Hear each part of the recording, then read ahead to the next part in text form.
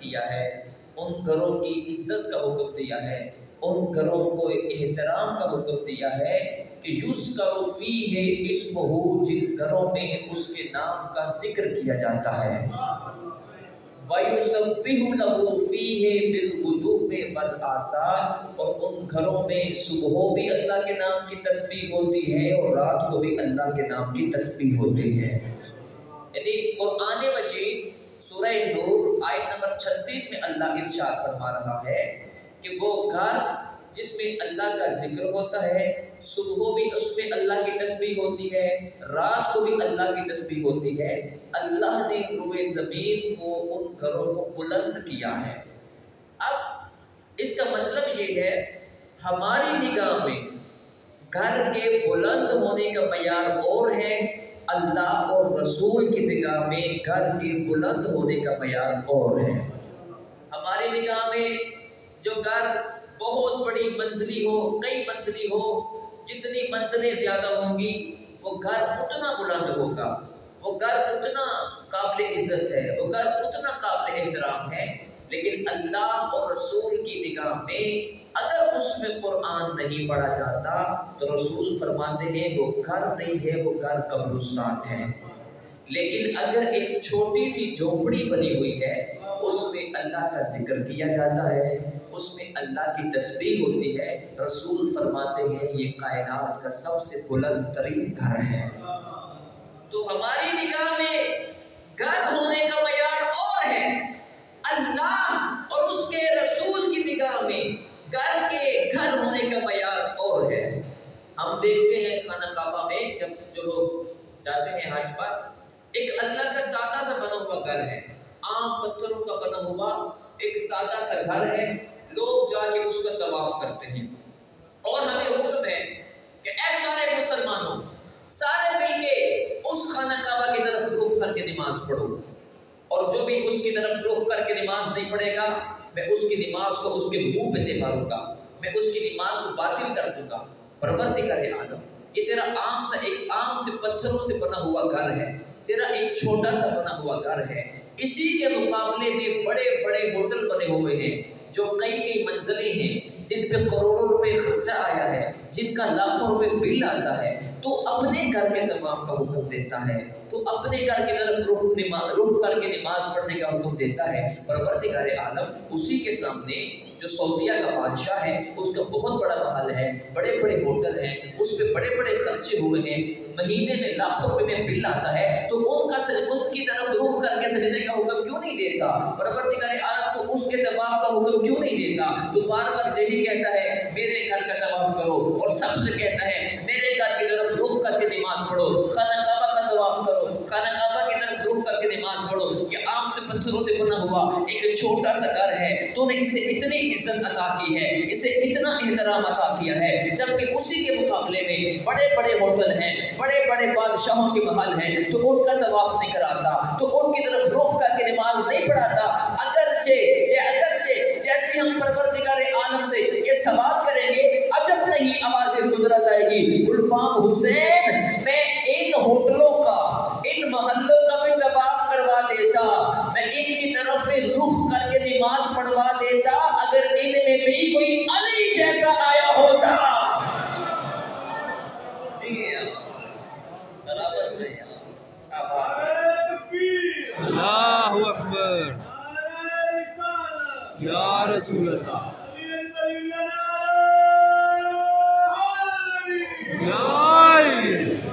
سلامت رہیں، میں ان کا بھی طواف کرا دیتا، میں ان کی طرف بھی رخ کر کے نماز پڑھوا دیتا، اگر ان میں بھی کوئی علی جیسا آیا ہوتا۔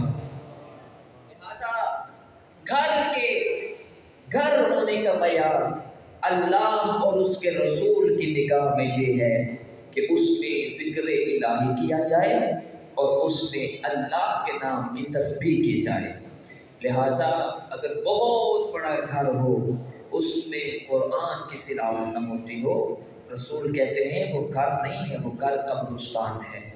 امام جعفر صادق علیہ السلام صلی علی محمد، امام ارشاد فرماتے ہیں، چھٹے امام، वल्बैतुल्लज़ी युक़रअु फ़ीहिल क़ुरआन व यज़्कुरुल्लाह अज़्ज़ व जल फ़ीहि तक़्सुरु बरक़तुहु व तहज़ुरुहुल मलाइका व तहजुरुहु शयातीन व यज़ीउ लि अहलि समाइ कमा यज़ीउल कौकबु दुर्रि लि अहलिल अर्ज़ वल्बैतुल्लज़ी ला युक़रअु फ़ीहिल क़ुरआन तक़िल्लु बरक़तुहु व तहजुरुहुल मलाइका व तहज़ुरुहु शयातीन। इमाम फरमाते हैं वल बैतुल्लज़ी युक़रअु फ़ीहिल क़ुरआन व यज़्कुरुल्लाह अज़्ज़ व जल फ़ीहि, वो घर जिसमें कुरान की तिलावत की जाती है और अल्लाह का जिक्र किया जाता है, तक़्सुरु बरक़तुहु, उस घर में बरकतें ज़्यादा हो जाती हैं। व तहज़ुरुहुल मलाइका, उस घर में फरिश्तों का आना जाना रहता है। व तहजुरुहु शयातीन, और शैतान उस घर से भाग जाते हैं। और फिर इमाम फरमाते हैं कि व युज़ीउ लि अहलि समाइ कमा यज़ीउल कौकबु दुर्रि लि अहलिल अर्ज़, और वो घर आसमान वालों के लिए ऐसे चमकता है जैसे ज़मीन वालों के लिए आसमान पर सितारे चमकते हैं। और फिर इमाम ने इरशाद फरमाया वल बैतुल्लज़ी ला युक़रअु फ़ीहिल क़ुरआन, वो घर जिसमें कुरान नहीं पढ़ा जाता, तक़िल्लु बरक़तुहु, उसमें बरकतें कम हो जाती हैं। व तहजुरुहुल मलाइका, फरिश्ते वहाँ से चले जाते हैं। व तहजुरुहु शयातीन, और शैतान वहाँ डेरा डाल देते हैं। लिहाजा अज़ीज़ान मुहतरम, सामीन किराम क़दर, अगर हम वारिसाने कुरान को मानते हैं, अगर हम उन हस्तियों को मानते हैं जिनके घर में कुरान उतरा है, तो हमें चाहिए कि हम अपने घर में भी कुरान की तिलावत करें। बिलखुसूस नौजवान, जो नौजवान जिस नौजवान को हुसैन को मानता है, उस हुसैन को कि जो शहीद होने के बाद भी उसका नाता कुरान से नहीं टूटा, उस हुसैन का मातम भी करता है और तुझे कुरान पढ़ना नहीं आता है। लिहाजा मेरे अजीज़ों, आज की मजलिस का पैगाम ये है कि अगर आपको कुरान नहीं आता तो अभी से सीखना शुरू कर दो, इसलिए कि कुरान सीखने की कोई उम्र नहीं है। दरूद पढ़े मोहम्मद वाले मोहम्मद के साथ। अल्लाहुम्मा सल्लि अला मुहम्मद व आले।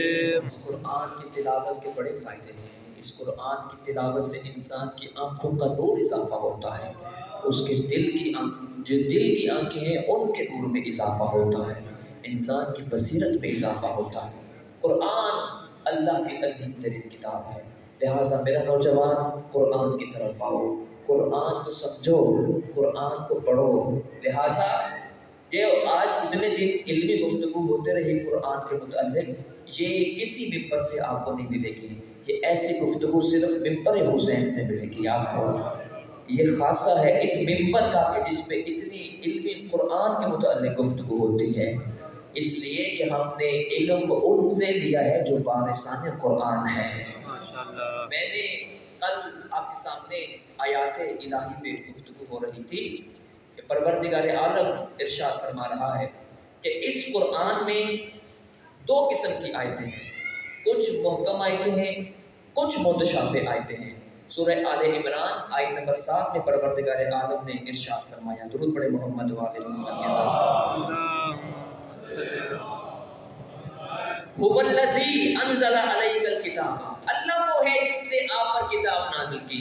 मिन्हु आयातुन मुहकमात, और उस किताब की कुछ आयतें मुहकम हैं।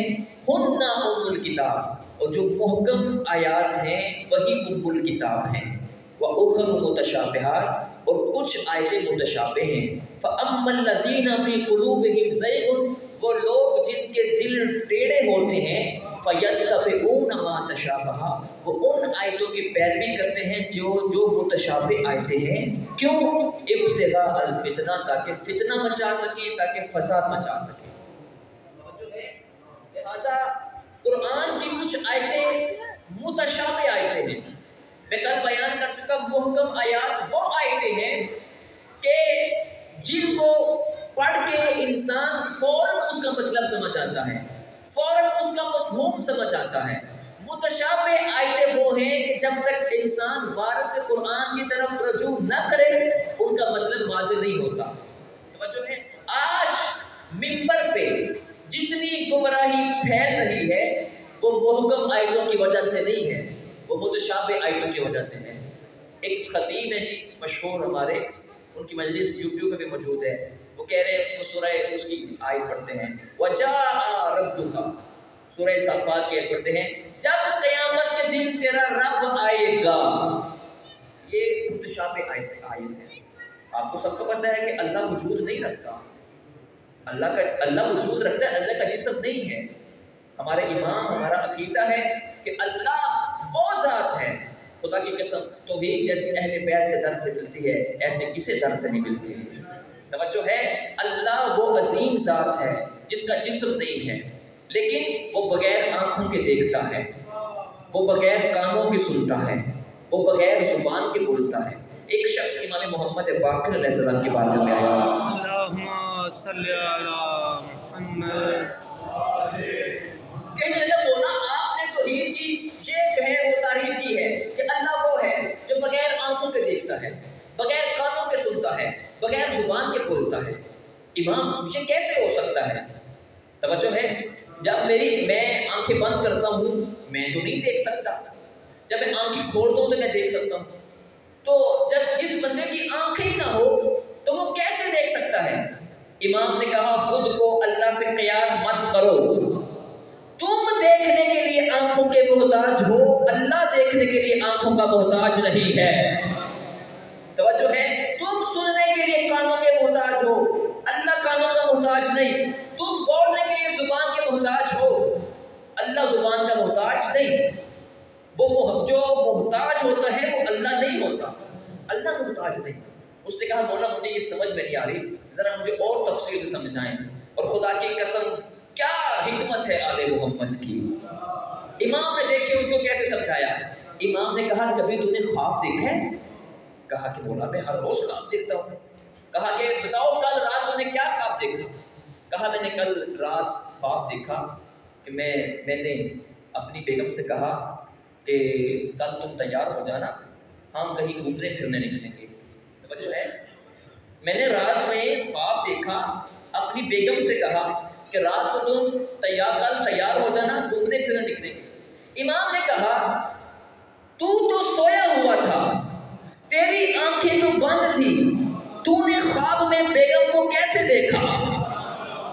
توجہ ہے، اور پھر تو نے اپنی بیگم سے کہا کل تیار ہو جانا، گھومنے پھرنے جائیں گے.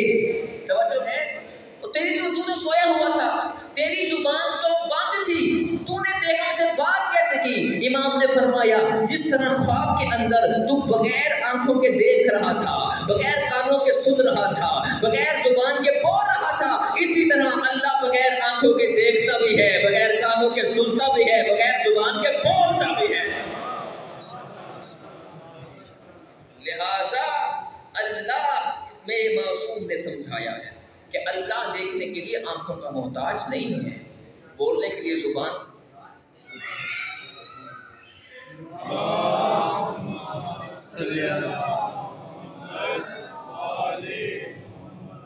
نعرہ تکبیر، اللہ نعرہ رسالت. تو بغیر آنکھوں کے دیکھتا ہے، بغیر کان کے سنتا ہے، بغیر زبان کے بولتا ہے. اسی طرح اللہ بغیر آنکھوں کے دیکھتا ہے، بغیر کان کے سنتا ہے، بغیر زبان کے بولتا ہے. لہذا منبر پہ یا جیسے بھی جب بھی گمراہی پھیلی جاتی ہے وہ متشابہ آیات کے ذریعے پھیلی جاتی ہے، کیونکہ متشابہ آیات کے کئی مطلب نکلتے ہیں اور حقیقی مطلب وہی ہوتا ہے جو بات سے قرآن بیان کرتا ہے.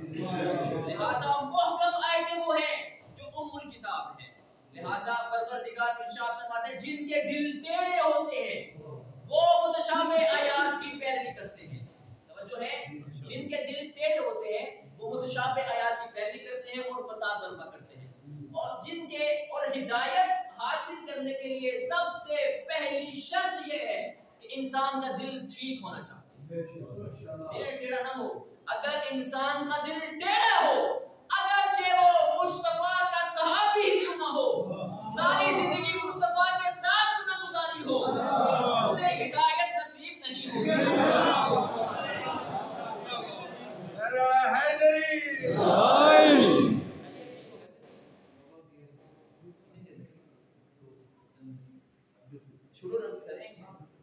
اگر انسان کا دل ٹیڑھا ہو تو اگرچہ وہ مصطفیٰ کا صحابی کیوں نہ ہو،